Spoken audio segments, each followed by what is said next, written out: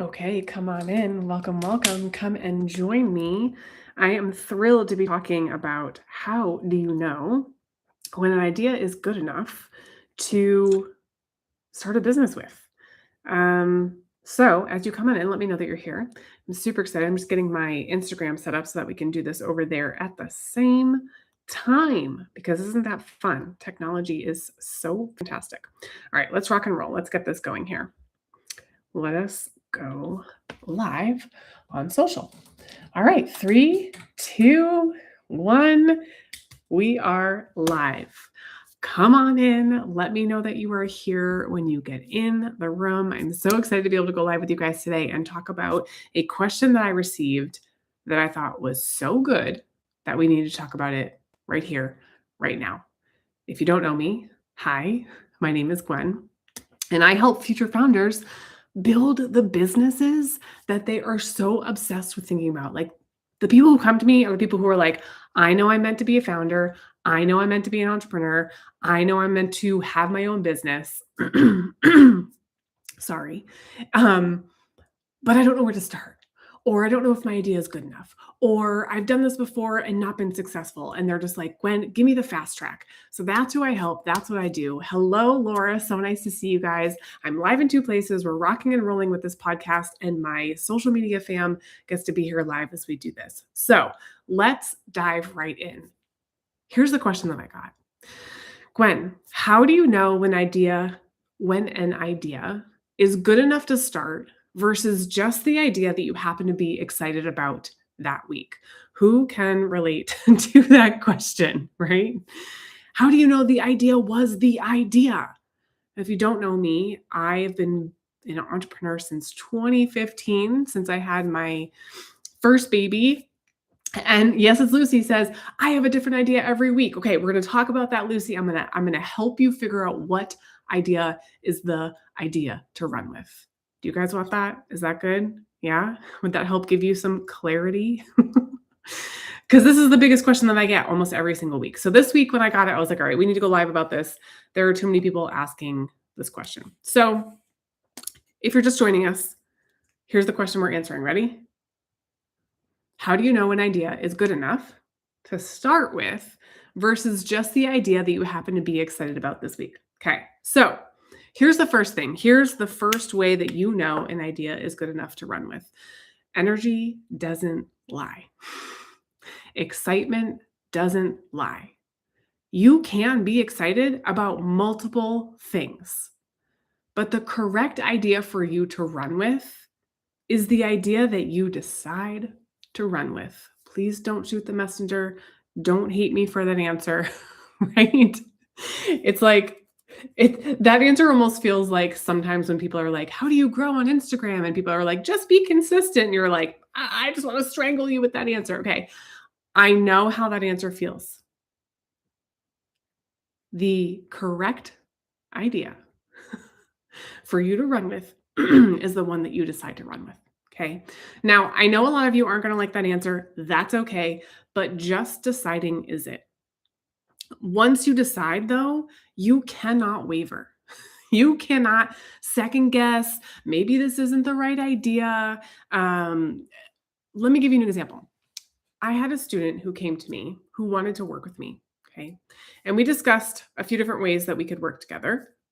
And she wanted it badly. She's like, I know I'm supposed to work with you, Gwen. I'm like, cool, great. Here's the offers. Here's, go home, make the decision, come back to me. She said, I can feel it in my bones. Like I'm supposed to work with you. I know I'm meant to work with you. Cool. Awesome. Next day, she comes back to me. She had not decided yet.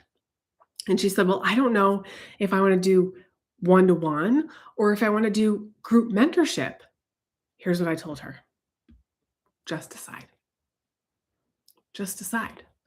Like I was not going to sit there and sway her towards this one or this one. Why? Because I don't know the answer for her. I knew what she wanted to accomplish and both of those things, that thing could be accomplished in both of those options. Right? So I told her just decide. And she said from that point on it felt like there was no pressure. She realized she didn't need anyone's permission or to check in with anyone, just herself. She made the decision and went all in. She's the one who decided what to go with. And because she made the decision, the energy was behind it, the excitement was behind it. She took off running. Conviction is the only thing that separates the 99% from the 1% of people who are successful. Let me say that again because I think that's important. Conviction is the only thing that separates the 99% of people who don't do anything or who aren't successful from the 1% who are, the ones that make it. Because they don't accept anything else as the option. Do you understand? They are convicted in what they are doing. They made a decision. This is the idea. I'm convicted this is going to work. We're going to run with it. That's it. End of story. Okay. Hormozy says that success and failure are on the same road. It's just that failure is an earlier exit. Whenever I heard him say that, I was like, I'm never going to forget that because I can literally see it in my mind. Success and failure are on the same road. It's just that failure's at an earlier exit. You decide to get off.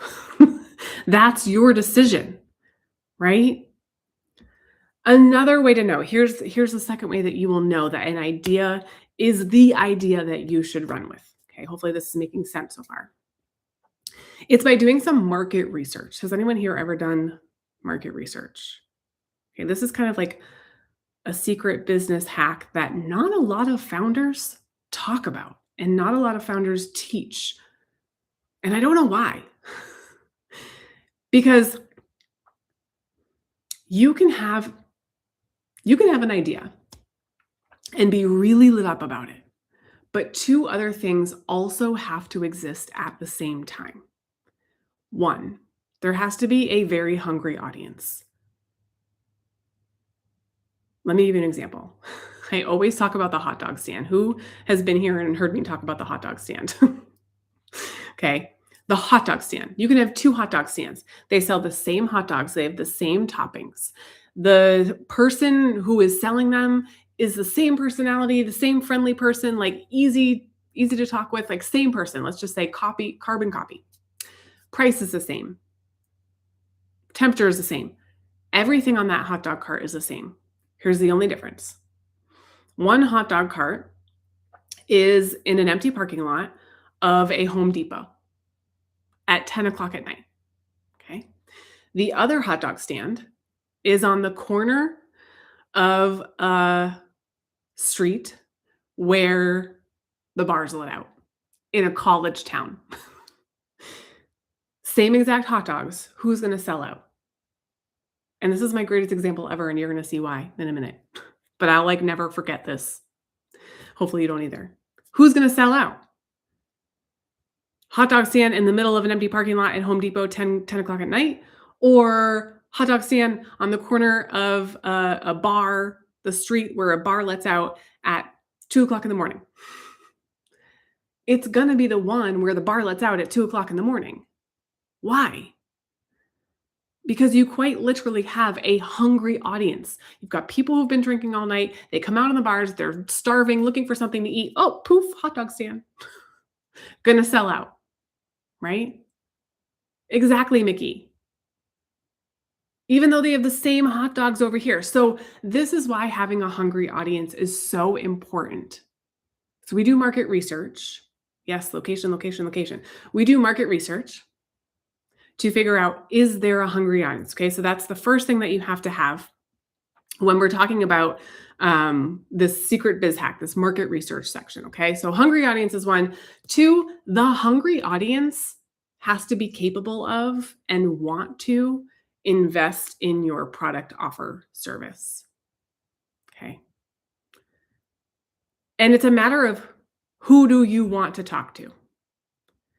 So I'll tell you, in 2021, I had an offer helping people reduce debt because I had just been through a time in my life where I had paid off $60,000 of debt in a year. And I was like, I've figured it out. Now I'm going to turn around. I'm going to teach people how to do that.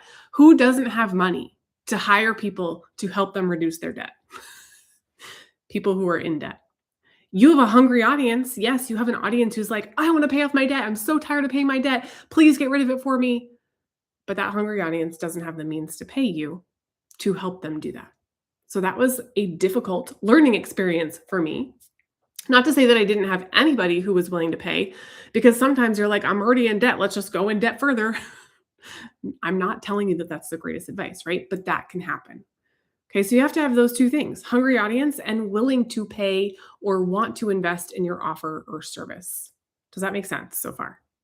Yeah. Okay. I can talk to broke stay at home moms who just want to make a quick buck, because that's how I started in 2023. And that's who I was. And that's what I was looking for. And then I built the multiple six-figure business with that offer. I can talk to them, right? They're hungry. But if I charge $4,000, let's say, for mentorship, how many of those broke stay at home moms are going to want to spend that money or going to be able to spend that money? Not very many of them, right? Or I can help a woman who wants to become an entrepreneur so badly that it hurts. Like, they're doing the personal development, they're reading the books, they're listening to the podcasts, and they like think about it all day long. They want to build their own thing. They know they're meant to do this. They think differently. They ask different questions. They don't need to be convinced that entrepreneurship is the path. They already know, right? And because of my 7 years of experience figuring out what not to do, which then led to me building 2 multiple six-figure businesses in 2 years after that, I can sell an offer to them, helping them skip steps, helping them get there faster than I did. That audience is hungry and they want to buy. They have the means to buy. Okay, so are you seeing that difference there? That's the second thing that we need to have in order to know, is this idea good enough to run with? Making sense? I can help both those people. Mickey says the hardest thing is the actual leap of faith. Mickey, we're going to talk about that in a second. We're going to talk about that in a second. And good point. Thank you for bringing that up. I can help both those people. I can help the broke stay-at-home mom. I'm well versed in that area. And I could create an offer for the broke stay-at-home mom or the convicted entrepreneur, future founder, wannabe entrepreneur, right? I can help both of those people. But the path of least resistance for me is the ones who already are raising their hand and going, yeah, I want that. Not the ones who are like, oh, I didn't know you could make money, and I'm convincing them that this is a good option. Yeah. What you sell, how you sell it, who you sell it to matters a lot. Okay, so now, Mickey, we're going to come back to your question, or your statement, I guess I should say. The one thing that people let get in their way, the thing they think is a detriment, is if other people sell the same thing that they think then counts them out. How many of you have been like, I need to invent something and it needs to be the first time anyone's ever seen this thing, and I've got to be the only one doing it or else my idea is not good enough? Who said that? I also thought that years ago. I thought I had to be the only one with the offer. I thought I had to be the only one with the invention to sell a product if I wanted to sell a product. And that stopped me from going in on a lot of things that I had ideas that I should have gone in on. Most people think that that competition is a detriment when it's actually, it counts them in. Okay? Because what does that mean? If there are other people who are selling something similar to what you have an idea of selling, what does it mean if there are other people who are selling it? It means that there's demand in the marketplace and that people are buying it, right? I can sell, I'll give you an example. I can sell one-to-one coaching in 3-month increments. And I don't know if you guys know who Jen Gottlieb is. Okay. Jen Gottlieb can sell one-to-one coaching in 3-month increments. We could have different price points. Yeah. We could have the same price points. Doesn't really matter. But there will be a reason why someone hires me over Jen or someone hires Jen over me. Yes? Right? And it has nothing to do with the price. and everything to do with who you are and how you show up. Mhm. Tiffany says, we don't have to reinvent the wheel, just make our spin on it. This is the differentiator for you. You are different from the next person, are different from the next person. You have different life experiences, you have different wisdom, you have different knowledge, you have different skills. Hear me say, it is not my credentials, it is not Jen's credentials. It's their conviction and their experience and their energy behind what they are selling. Yeah? Okay, Mickey says correct. Great point. Yeah. I've hired coaches before that had 10 years experience, and I've hired other coaches before that have had 3 years experience, all in the same area of interest. And there have been times where I've preferred the coach that has 3 years experience versus the 10-year experience. It may be that I related to their story more. It may be that they went through something similar to what I went through. It may be that one is a female, one is a male, and I just relate to the female better, or vice versa. So this number 3 really isn't like, how do you know the offer is the one? I've kind of already told you that. It's more so of like, how do you know once you pick how to avoid discrediting yourself or discrediting what you do just because somebody else might do something similar? Because a lot of people let themselves count themselves out. That's a lot. Because of that one thing. Competition is healthy. I actually really love when there's competition because we can all learn from each other and we can get better when there's competition in the marketplace. Now, here's where we talk about what Mickey just said. Everyone always thinks that picking the idea, choosing which one's going to be the best one to run with, is the hardest part about starting a business. It's not. It's actually holding the vision while you build.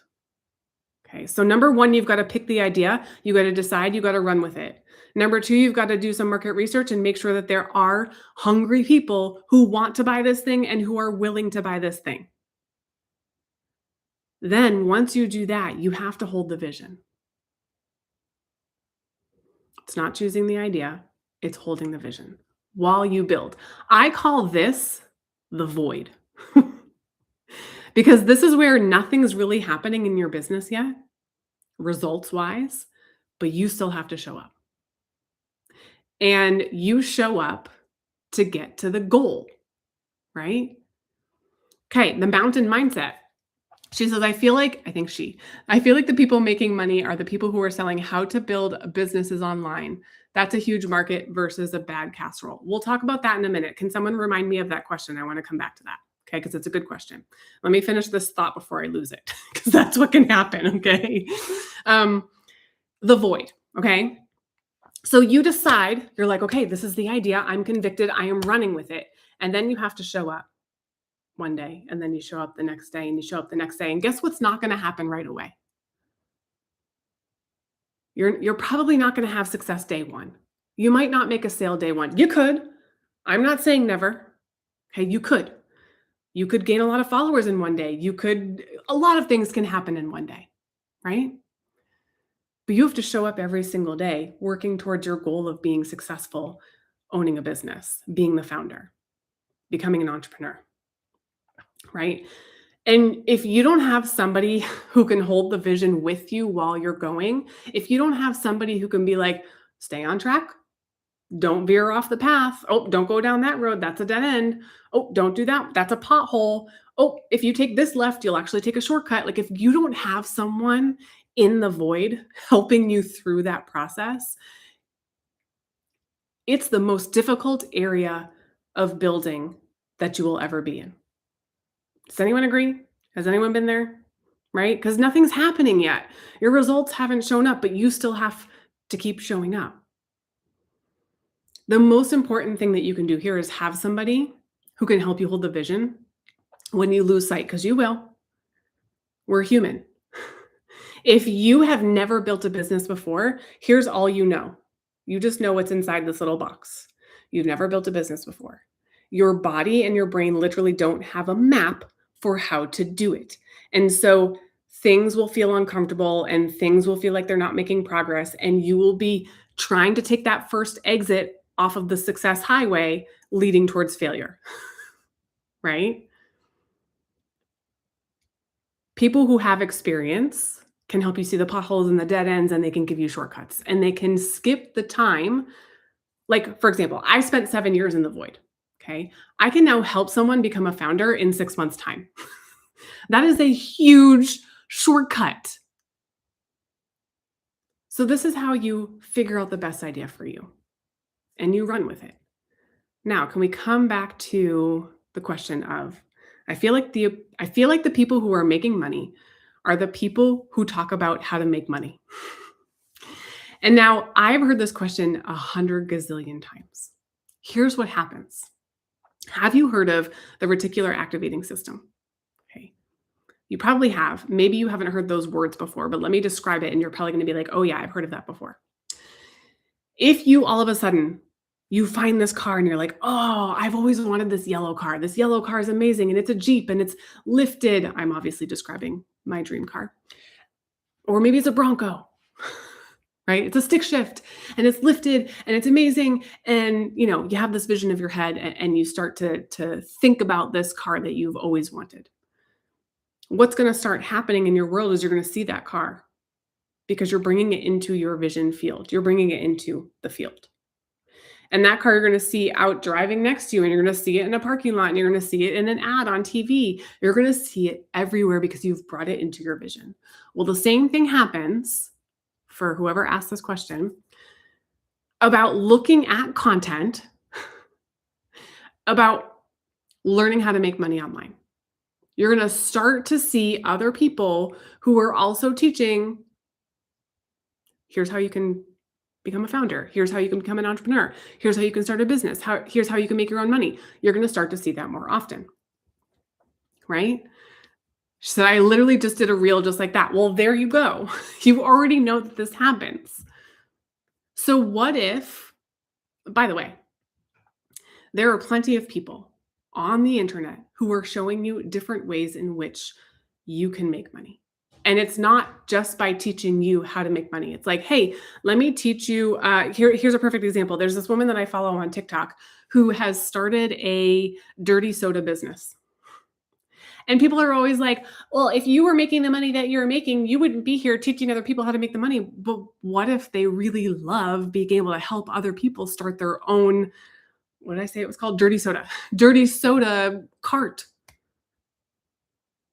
Great. Wonderful. Amazing. I would want someone to teach me who has had experience doing the thing that I want to do. That person started a dirty soda cart. Now they pay all their bills with it and they make a ton of money. And now they're like, hey, I wrote down everything that I did. Here's what to do. Here's what not to do. It's called a roadmap. And here it is for sale. I'm selling you my knowledge because, hey, it took me however many years to find the skills, learn the skills, gain the knowledge, test this out, try this out. And now I know what works and what doesn't. And I'm going to package it all up and sell it to you. And you should be so incredibly grateful for that. Why? Because they just saved you a shit ton of time, right? You don't have to go do the trial and error. They already did it. You don't have to spend all the time being like, okay, well, what do I need to have? They made you a whole list of all the products that you need to buy. Okay. So my point is this: anyone can make money with any offer as long as they are excited and passionate and lit up by what they are doing. And what did we talk about in the beginning? There's a hungry audience and people who are willing to pay for it. Yes or yes? Does that make sense? Okay. So now you know. Now you know the things that can help you figure out, okay, if I get an idea, and by the way, we're all passionate about a lot of things. Name a person who's not passionate about multiple things. Name a person who only has one interest in the entire world. There isn't one. We all have multiple passions. Now, we could go deep diving into human design and how you're designed. And if you're a manifesting generator, you probably have, lots of different ideas all over the place all the time, right? But we all do that. They just specifically are a specific type of design that tends to be more in that area. But guess what? The way that they decide what idea to run with is the same thing that we just talked about here. So that doesn't matter. Now, if we got into how you're supposed to sell, how you're supposed to share your message, how you're supposed to share content, we could deep dive into how you're designed. And that's a whole total different conversation. By the way, if you want to learn about that, I am teaching a workshop upcoming. And well, here's what I'll do. I'll put the, well, if you're on social media, you can head to my profile. I put the link up at my profile. If you're watching this live elsewhere, I'll put the link down below and you guys can come join the workshop. But I'm going to teach you how to become a founder by 2027. Okay. So if this was helpful for you and you want to become the business owner and you can't stop thinking about it because you're obsessed with the idea of being a founder, you can either message me, head to my profile, grab the link, or if you're on YouTube where this is running live, then you can head to the captions and you'll find the link to grab the workshop link and join me. And I'll teach you how to do that, how to become the founder by 2027. It's called Future Founder Fast Track, FFF. I love alliteration. And you'll walk away with complete clarity on what you're supposed to sell and how you're supposed to sell it. And we'll fast track your path to becoming the founder. So you don't have to spend 7 years like I did. I won't call it wasting time, but figuring things out. Okay. I hope this was super helpful for you. My DMs are always open. You know, you can ask me questions. I hope to see you at the workshop. And if not, I hope to see you around my space in the world. And I will catch you guys later. All right. See you soon. Bye.